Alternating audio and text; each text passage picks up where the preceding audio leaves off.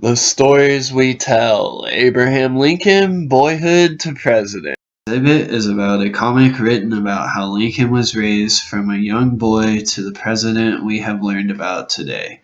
The reason I have chose this comic is because, like myself, Lincoln was raised mostly by his mother.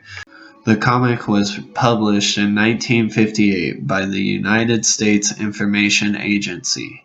This agency was founded by President Dwight D. Eisenhower. He created this agency during the Cold War to help support public diplomacy. The comic was published in multiple languages and sent overseas. Now moving on to Abraham's childhood. Nancy Lincoln gave birth to Abraham Lincoln on February 12, 1809. Nancy and Thomas were his parents. Due to the times, Thomas had to always be tending to the farm or hunting to provide for his family. This left his mother to raise him and instill the virtues of honesty and compassion. Also, even though she lacked formal education, she put Abraham in school in hopes that he'd fall in love with education. Sure enough, he fell in with learning and education, even when his family moved from his hometown, Kentucky, to Indiana, to the middle of nowhere, not a town or school close. He had to help his family with the farm, but whenever he had free time, you couldn't find him without a book in his hands. Sadly, while living in Indiana, tragedy struck Lincoln's family in 1818. A sickness broke out along the countryside and killed many people and cattle. One of these people happened to be Nancy Lincoln. It was a devastating day for his family. The following winter was one of the loneliest times for a 9-year-old Lincoln and his sister. It was so lonely because their father would have to leave them for long periods of time to hunt the forest to feed his children.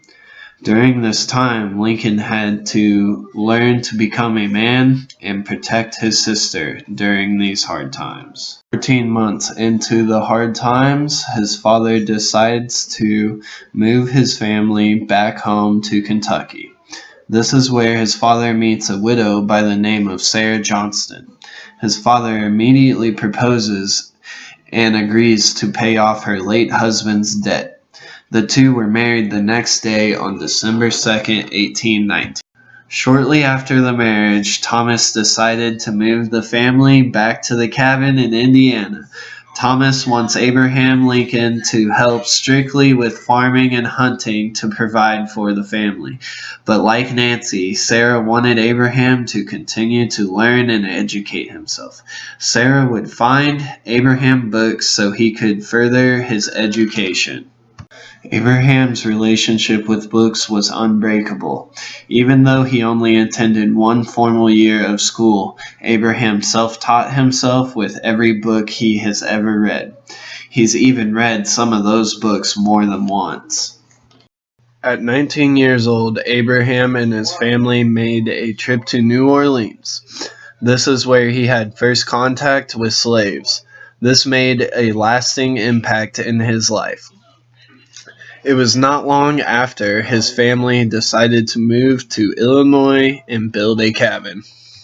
Then, while living in Illinois, at the age of 25, Lincoln entered politics. Abraham was a tall, gawky-looking fellow wearing a wide-brimmed hat, homespun shirt, and a claw-hammer coat, with trousers that did not reach his shoes.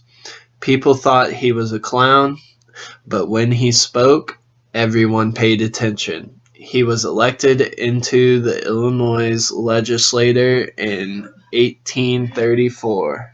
Then by the age of 37, Lincoln entered the national political scene. He was elected for a term in the House of Representatives.